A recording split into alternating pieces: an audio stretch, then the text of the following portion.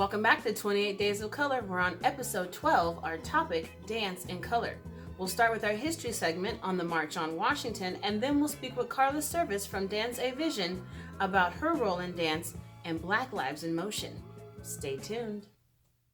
March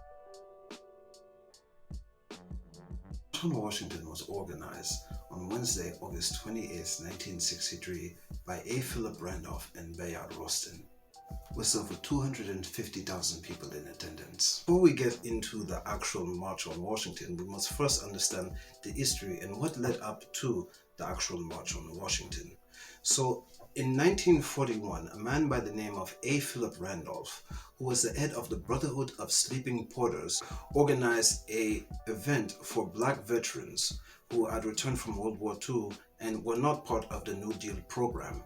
Now, the New Deal program was signed by Franklin Delano Roosevelt, and it gave access to lots of veterans who were returning back from war, the ability to get jobs in the Defense Department, or they were able to get the GI Bill. So they were able to get access to things that they weren't able to get to before. So the New Deal gave a lot of promises to veterans, but unfortunately, for African American veterans who were returning from World War II, we were not part of this deal. And so what A. Philip Randolph was trying to do was trying to organize an event, a march, so that we can get our rights.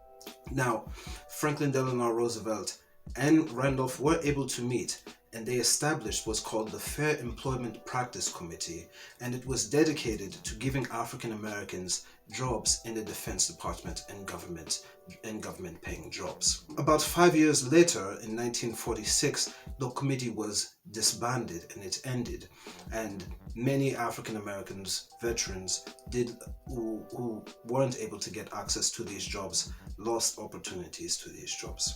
So throughout the 1940s and the 1950s, he had been trying to organize different types of events so that veterans and just black people can get jobs. Around the same time, Martin Luther King was organizing events for civil rights. So he was organizing a lot of events with the NAACP. He was getting involved in things such as the Freedom Bus Riders. So with MLK, what there was a marching and organization for the equal rights of black people, just in general, just to be treated as American citizens. And so what happens is that with A. Philip Randolph and Martin Luther King, they both get together and they organize what's called the March on Washington for Jobs and Freedom.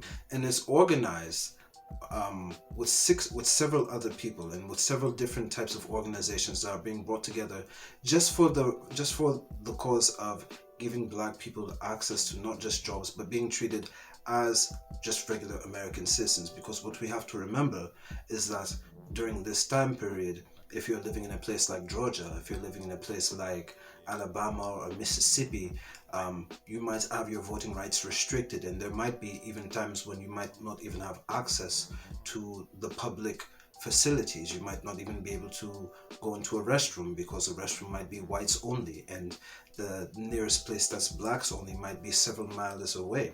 Black people were not able to get their voting rights in some states, and sometimes this was done by law, and sometimes this was done by the locals. So what we have to remember is that the Ku Klux Klan and white supremacist groups did exist at this time to deter black people from getting the access to the public rights that they deserved.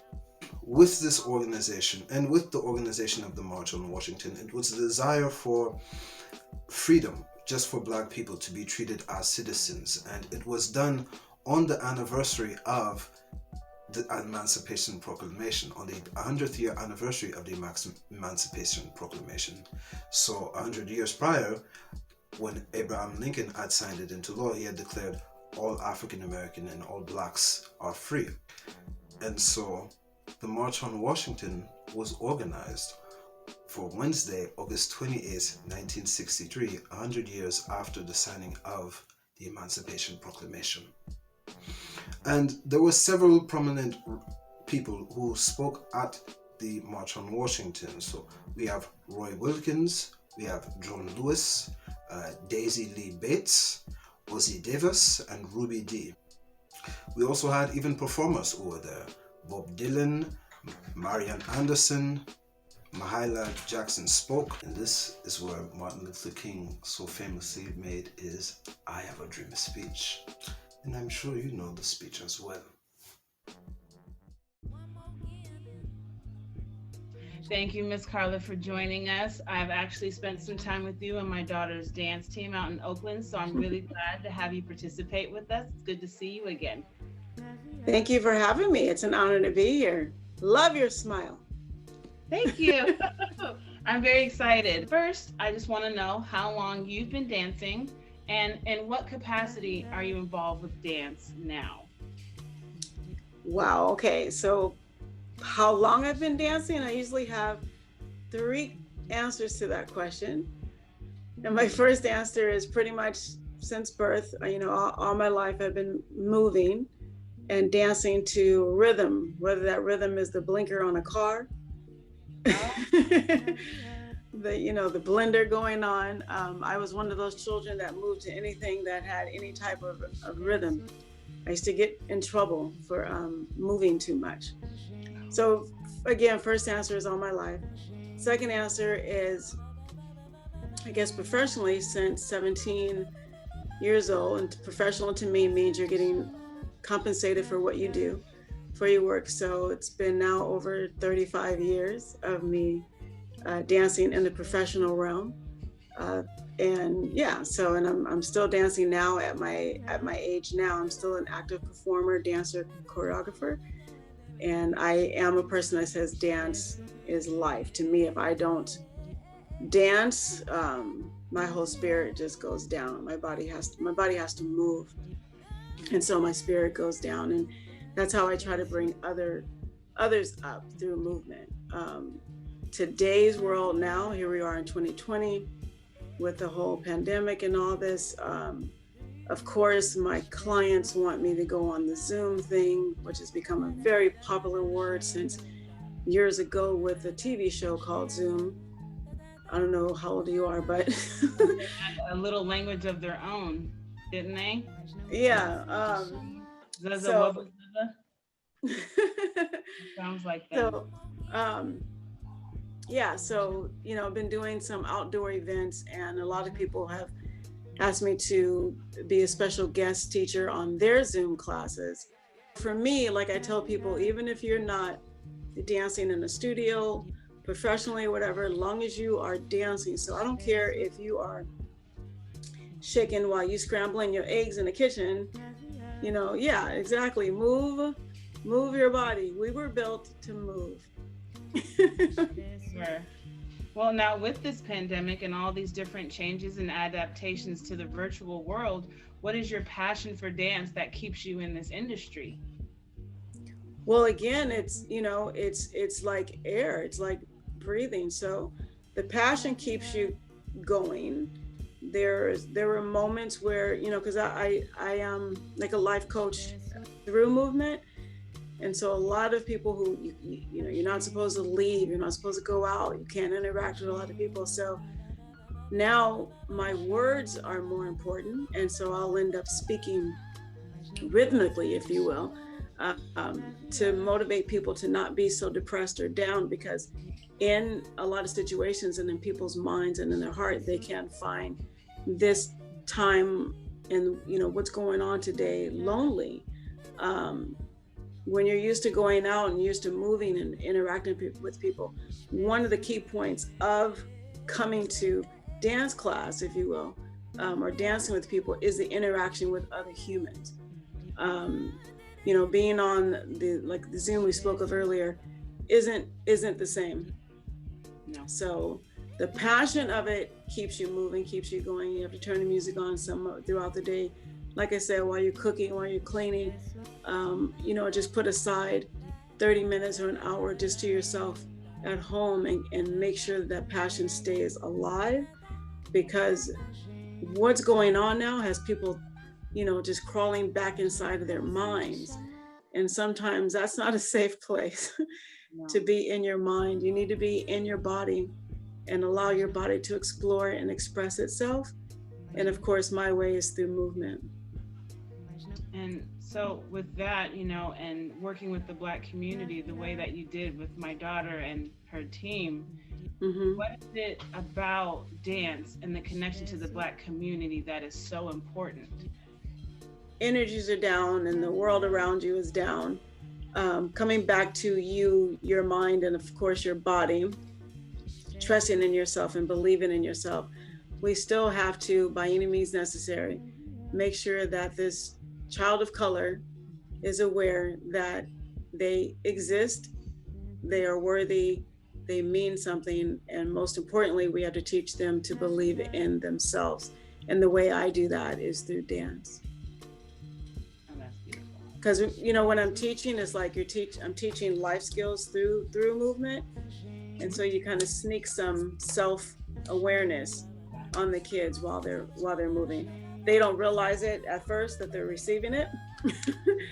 They just think that they're dancing, but but you kind of sneak it on them, and make them think about things that they otherwise would not have thought about. Right. Yeah. So let's talk about some things you've done in the Black community involving dance and performing arts. Well, my Lord. There's a lot. So, as far as, being a choreographer, a dance teacher, and an event producer, I want to make sure that the whole world is aware that people of color can do more than just shake their booty. Because on national television, whenever they are representing us, it seems to be that's all we're doing. Second to that might be African dance, but our children also can point their toes and stand up straight and do 18 pirouettes, as well. And our kids need to be aware that they can do that as well. Years ago in the Bay Area, when it comes to Oakland, myself and Don James from Skyline High, we were the only teachers that was teaching our kids to point their toes, and not just, do what society calls hip hop or praise dance, but that they can be trained and be just as stellar and beautiful poised as anyone else. And so bringing that into their body is just a beautiful sight to see, especially for an outsider. So if I take my girls to a performance, and true story, we're walking down the aisle getting ready to go backstage, and an older Caucasian couple said, "Oh my God, you guys are gonna do hip hop." And I looked at her and I said, "No, we're not going to do hip hop." And she goes, "Oh, you're not hip hopping?" I said, "No." She goes, "Oh, so you're gonna praise dance?" And I said, "No, we're not praise dancing either." "Oh, so you're going to do some African?" I said, "No, we're not going to do African either." She goes, well, what are you guys going to do?" And I said, "How about you watch the show, and after you see us dance, you tell me what we just did." Right. And so what she didn't recognize is she was typecasting us before she even saw us move. And people need to recognize that just because you look a certain way, just because you are a particular color of your skin, just because of the particular car you're driving, you have no idea that person's walk of life, what they're capable of doing at all. You should not judge them by the package that they are inside. And you should not also pick up information that society has completely taught you. You need to find out for yourself of what a person can or cannot do, especially when it comes to human beings. A human being is capable of doing anything that they put the work into doing. And so after they performed, which basically if you gave the style a name, they did modern and contemporary at that particular show, and was beautiful. And the woman was in tears when I saw her. I said, "Can you tell me what they did?" All she could say was, "Oh my God, they were beautiful." And it wasn't what she expected. Because again, when we allow other people to sell us, or when we listen to other people, we end up doing what they say that we cannot do, or that, and we can do so much so much more, and you have to break out of that box. We are already placed in a box, and we should not allow ourselves to stay in the box. Right. Nah, fair point. Fair point. Now, how has the pandemic and the social unrest and the climate of politics in general, as a woman of color, how has that affected you, especially in 2020? Well, to be honest with you, I'm personally, now me, again, I'm not in no one's box. And so I'm trying to stay away from the masses and stay away from, there's just so much negative energy out there. And I don't know if you want to say the powers that be, but it just seems like if you're down, they want you to go way down, by any means necessary. And you have to stay focused, and you have to keep on a steady road and do what you do, even if that means, like for instance with me right now, I have to recreate my creativity, but I'm not stifling it. I'm not bowing down to the negative interactions and saying, oh my God, I've lost all of my gigs, all my performances, all my dance classes, therefore I cannot survive. That is not my mentality. My mentality is to turn left and let me go do this other thing that I know I'm capable of doing. A lot of friends I know have been released from their jobs. They're no longer working. People are losing their businesses. We have to come together, motivate them, give them ideas to do other things, and try not to let, it's not one thing don't end all. Like, let's be creative and do something else. But more importantly to that is that you have to keep your spirits up, and you have to, keep it moving. You got to get up every day and still keep everything moving, and don't allow it to, put you down. Because if you're already down, oh God, you're going to go way, way down. And during the second month of the COVID, one of my dear students passed away, alumni. I mean, they're 40 now, they're 40, but they passed away. And it wasn't of COVID. It happened to be of something else. But I personally experienced, oh my God, I mean, like, my response to them passing away hit me so hard in a way that I wasn't ready for. And during the pandemic, and it was like, oh Lordy be, and my lifestyle is so busy to where now I'm forced to be completely in my mind, where I'm not working on projects. I have extra space now to be concerned, to be worried, to mourn, to grieve. And it took me a while to get out of that grief. And I know it took me longer than it probably normally would, because I wasn't working as much as I usually was. And I don't regret it at all, because I mean, he was worth 2 weeks of me crying, that student.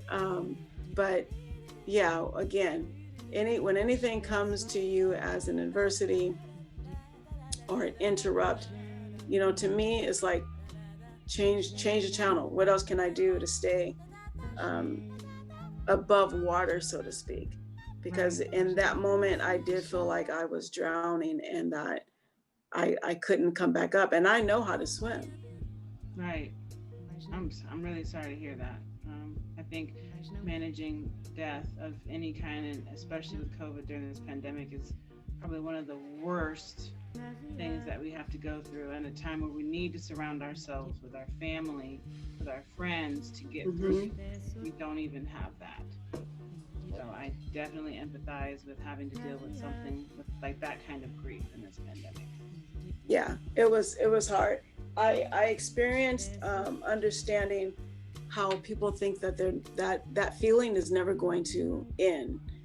You're going to be in it forever. Like, it was so deep that I thought, oh my God, I'm never going to dance again in my life.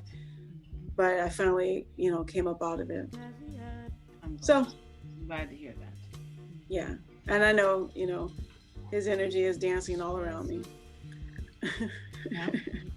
Well, with moving into the positive, what are some of the things that you are proud of that you produced in 2020? What were those roses Well, that came out of the concrete? totally. Roses, roses, roses. And that's one of the things that I say is I'm constantly planting seeds in people, places, and things to get people to grow even when they don't know that they're growing, or I've planted that secret seed. So let's see. The one thing I've done and produce, again, if I can't do this thing, then I'm gonna go do this thing. And one of those was creating a video, a dance video that called Black Lives in Motion, because at the height of Black Lives Matter, there was so much pain and so much, just people all over the place with their thoughts and their opinions and oh my God, the pain, we ended up closing down downtown Oakland, and those businesses boarded up all their businesses, the windows, and the artists, because Oakland is very creative. Oakland, California is It is. as creative as they come, Shout very out to diverse. Yes. So those boards became major art pieces where the artists took to the streets and they started painting, making some beautiful murals, something similar to what's in back of you, which is a very, very beautiful picture, I might add. Oh, thank you. But they so they took to the streets and they painted all these murals, pertaining to Black Lives Matter and, you're worthy, and the African flag, and, stand up for justice, and the names of all the young people who have passed away. So many beautiful pictures. So I ended up taking dancers and placing those dancers in front of the murals that they resonated with and whatever they wanted to express with music. And we danced in front of those murals, and we made a couple of videos called Black Lives in Motion, and everybody enjoyed the moment. There's an adult version, and we're working on a youth version of Black Lives in Motion. So put your pain, put your thoughts in your body, and let's dance it out and express it through movement. Good, good. Where can we find the first video? Is it still showing? It's on Facebook. It's on my Facebook page. Okay. I can send you a link if you like. Yes. We'll post that up there so they can take a look at your work. Yeah, it's pretty powerful. I can't wait to see it. I really can. I've been looking forward to seeing the youth version as well, so that'll be exciting to see. Yes. With our last couple of questions here, I just wanted to kind of get a suggestion from you for someone, even during this pandemic, who's looking to get into dance. What are some things they need to know about being in the dance community before they jump onto a team and start, rehearsing? Well, I think, as far as if they are first timers, it's the same as everything else. They need to shop around and see what they're most comfortable with, not just in movement, but in personality of that dance teacher. And if they're youth, the parents need to, again, shop around. Asking is the best bet.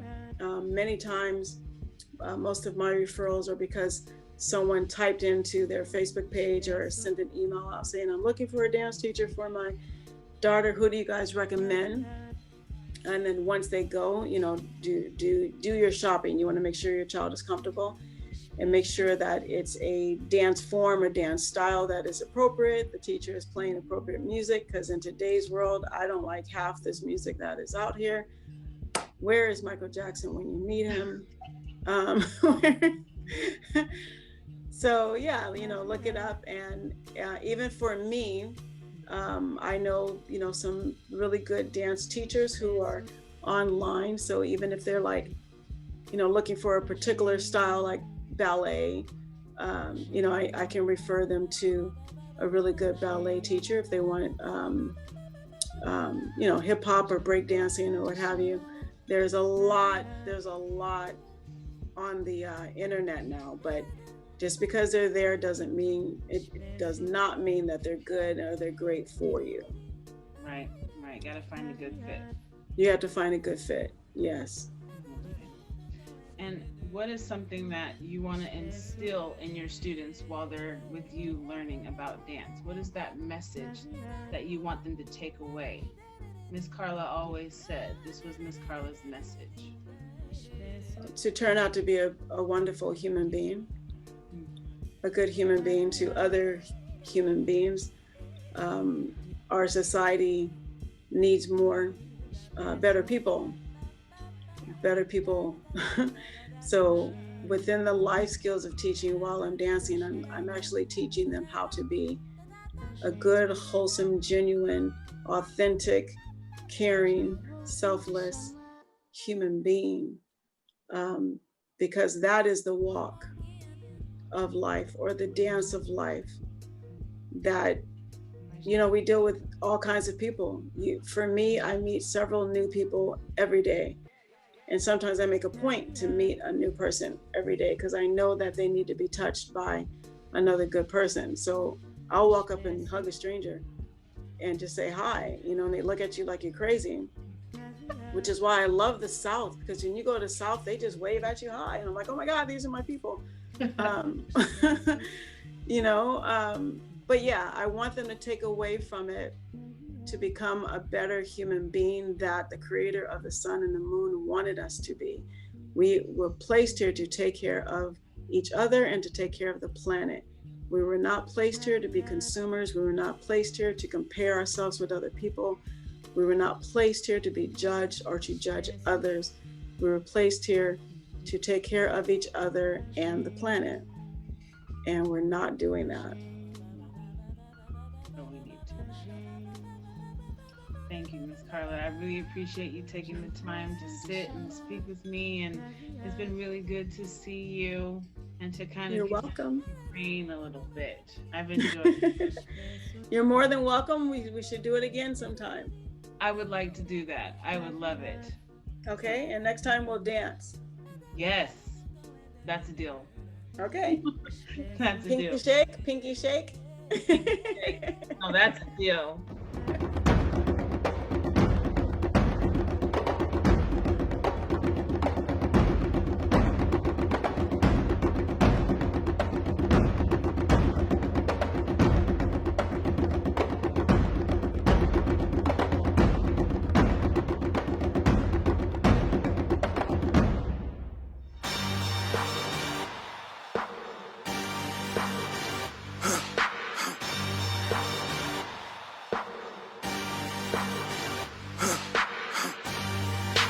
For the victory lap though. Whoa, whoa, they ain't never seen nothing like this before. Lit the room when I came through the front door. Ask me if I should overcome, what for? Train in the trees, please pardon my sycamore. Touch burning sands, cross lands and stormy shore seasons in the year, yeah. Ain't no channel for champions and chain no fear. Yup, the champ is here, switch gears. We're keeping haters in the rear. At the blood, sweat, and tears, and my goal so near. I see my victory so clear. I see my victory so clear. And today, we break through. And today, we break through. And today, we break through. And today, we break through. And today, we break through. And today, we break through. And today, we break through. I know it's lonely at the top, but that's not by speculation. But the position that I got, I climb too high to fall, but too hard to drop. Stop clocks on the speed bag. Every yell under pressure, no jet lag. This is greater than trophies and saluted flags. Titles of fame, the cost is paid. Yay, I carried the cross I made. Dealt with the dealer, baby, the hand was played. New level, next stage. Learn to lead as a legend. Now tell me what's my next stage, yeah. I said the champ is here, switch gears. Been keeping haters in the rear. At the blood, sweat, and tears, and my goal so near. I see my victory so clear. And today, we break through. And today, we break through. And today, we break through. And today, we break through. And today,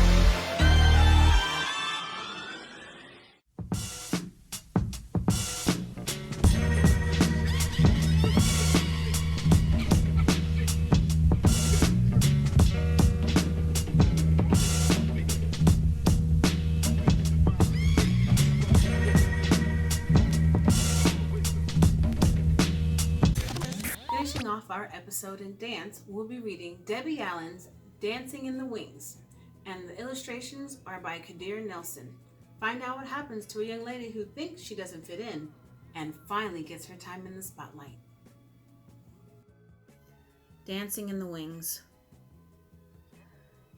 Ever since I was born and could see, everywhere I looked I saw dance. In the clouds as the wind blew them across the sky, in the ripples on a pond, even in the sea of ants marching up and down their hills, dance was all around me. Dance was me. My mom calls me sassy, 'cause I like to put my hands on my hips, and 'cause I always have something to say. Well, if you had feet as big as mine, you'd understand why. You should join the swimming team since you got those long toes and don't need any fins, my older brother Huey teased. I shot right back. At least I don't have that big forehead looking like a street lamp. Mama said, "Stop all that bad talk. You act so ugly sometimes. Huey, your big head is a sign of intelligence. And Sassy, your big feet will make your legs look longer and prettier in your ballet shoes." My legs were longer, all right.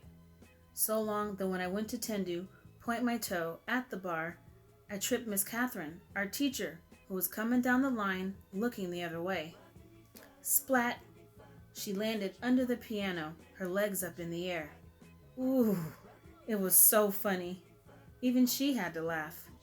"Sassy," she called out, "I'm going to tie orange bows on those big feet." "Sorry, Miss Catherine," I answered, "but if you don't wear your glasses, you still won't see them." One thing for sure, because of my long legs and big feet, I could jump higher and spin faster than everyone else. I was taller than the rest of the kids at school, even the boys. At our recitals, all the other girls got to dance solos and duets and wear pretty tutus. I was too big for the boys to pick up and too tall to be in line with the other girls. So I watched from backstage, dancing in the wings, hoping that if I just kept dancing and trying, it would be my turn to dance in the spotlight. One day at the end of ballet class, Miss Catherine announced, "Mr. Debato from the Russian school is coming next week to look for talented young people for the Summer Dance Festival in Washington, D.C. The whole room turned into a whirlpool of excitement as the sign-up sheet was posted. Everyone wanted to try, especially me. But as I wrote my name down, I heard two girls, Molly and Mona, giggle. Mona said, "Oh please, she'll never make it. They said talent, not Tyrannosaurus." My heart seemed to stand still. For once, I had nothing to say. I couldn't hide the tears I felt welling up in my eyes, so I just grabbed my dance bag and ran to the parking lot. I heard a familiar horn honk and turned to see my Uncle Red in his bright green pickup truck. Uncle Red had the whitest tight curly hair, smelled of cigars, and every day wore something red. A tie, a hat, a shirt, socks, maybe even his shoestrings, just something red. Why of all days did Mama have to send him to pick me up? Why today? I was not in the mood for his jokes or stories, but I quickly tried to dry my eyes and smile. "I got a good one for you today, Sassy. What did the banana say to the monkey? Split! Haha! Get it? Split? Banana split?" I started to cry. "Sassy, what's wrong?" he asked. I told him what had happened. "I'm just so much taller than the other dancers, Uncle Red." "Sassy," he said, "you gotta look at that as a gift. Being tall means you can see all around, so you can always find the right path to take." "No," I said. "It means I stick out like a big acne bump on someone's nose. I'll never get to dance. It's a waste of time to go to that audition." "Listen, gal," said Uncle Red. "If I was as tall and as pretty as you, I wouldn't need to wear red so people know it's me coming and going. All you gotta do to make your mark on the world is walk into that room." By the time I got home, Uncle Red had cheered me up, had me laughing and feeling better. As I got out of his truck, he waved goodbye, calling out, "Make your mark, gal." Huey and his football friends stopped playing, and Huey yelled out, "Hey, Sassy, why don't you come and play with us? We need a goalpost." His little mean ugly friends laughed. Boy, did that make me mad. "Sure, if we can use your big head for the ball," I shouted back. His friends screamed with laughter. Huey got so mad he turned red, looking like a tomato with that big head. Ha! We were just about to go at each other when Mama called us inside. Late that night, I lay awake staring out my window and thinking about Uncle Red's words. I could see myself dancing on the Milky Way, swirling like a twinkling shooting star. Next thing I knew, I was talking to myself out loud. I'm going to that audition, big feet and all. On the day of the tryout, kids came from all over the city. It was so crowded. Everyone was expected to wear black. But like Uncle Red, I picked my own color, bright yellow. And instead of standing in the back, I squeezed between Molly and Mona. Right in the front row. I ignored their snickering. Miss Catherine came in and introduced Mr. Debato. Everyone applauded. Boy, was he short. I couldn't have seen more than 4 or 5 feet inches tall on him. He started walking down the rows, pacing back and forth, just looking at us. Then he stopped right in front of me and said, "Young lady, why are you wearing that loud yellow leotard? I'll need to put on sunglasses to see anybody else. Please go to the back row."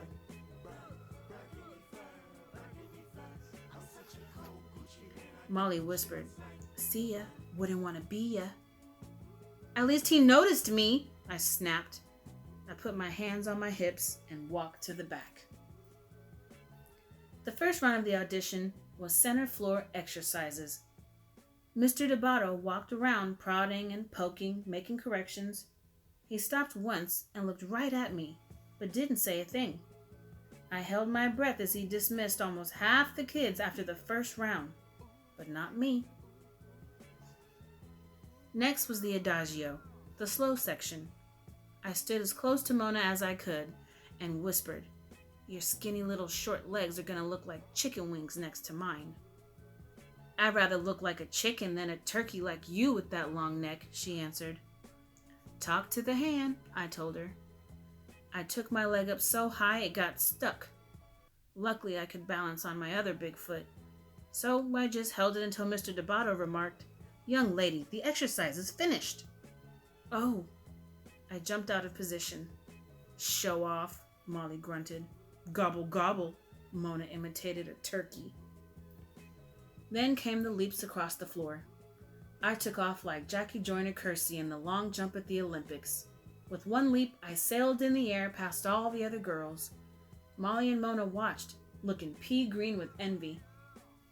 When I finished, Mr. Debato yelled, "Young lady, you must learn to dance to the music. Up on the count of 1, down on the count of 3. 3, not 5. You have the rhythm of a troglodyte. Again!" I was crushed. As I passed Mona to get back in line, she said, "Next time, bring your big butt down by 3. "Your mama," I said. Ooh, I wish I was a wizard. I'd turn them into 2 big fat frogs in tutus trying to hip-hop. By the end of the day, there were only 7 of us left. Mr. Debato called out everyone's name except mine and asked them to step forward. Standing alone, I really had to fight to hold back my tears. Then I heard him say, "Thank you all for coming today. Keep working, keep trying. You are dismissed." Mr. Debato said to me, "Sassy, you have a great deal of potential. You have a beautiful long arm and legs. But you flail about with no control. You must learn to use your feet better. And timing. We have a lot of work to do when you come to Washington this summer. But please leave that loud yellow leotard at home. All you need to do to be noticed is walk into a room. Dismissed." He walked out. Jumping and shouting, I ran to the parking lot. I made it, Mama, I made it." Guess who was there to pick me up? Mama, Uncle Red, Huey, and half his football team piled in the back of the green truck on their way to a game. Everybody was so proud of me, even Huey. "You go, Miss Bigfoot." "Thank you, Mr. Bighead," I said. We all laughed. 1 month later, Mama and I boarded the plane for Washington, D.C. She held my hand as my heart pounded when we landed. At the school, there were young dancers from Russia, Mexico, France, China, Cuba, Brazil, New York, Texas, and long-legged me from Inglewood, California. In class the first day, Mr. DeBotto introduced me to his 12-year-old protege, a boy named Dwight, who was 5 feet 10 inches tall. "Dwight, I think I have found you a partner. Meet Sassy." Mama was right. Being tall wasn't so bad after all, and neither was having a big head. By the end of the summer, Huey had won the grand prize at Space Camp in Alabama, and I got to dance a duet with Dwight in the summer concert.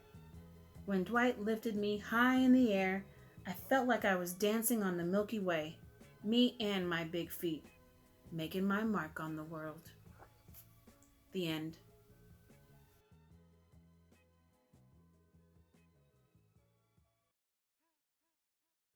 One more again. Mas não.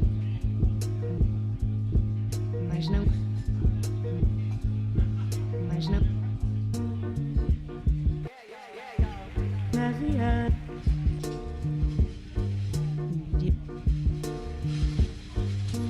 Espesso. Caviar.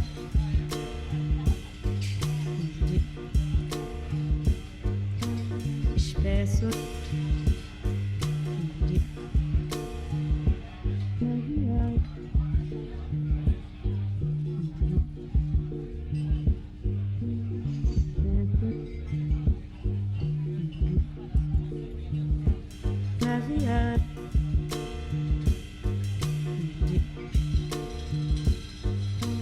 Espesso.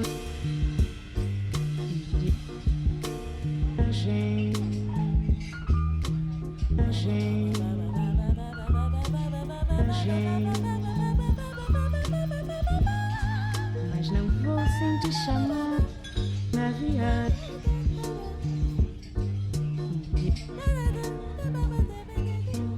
Espesso. Caviar.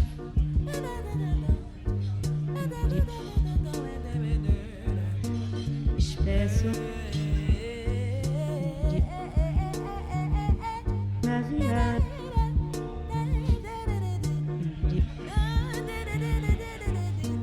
Espesso. Caviar.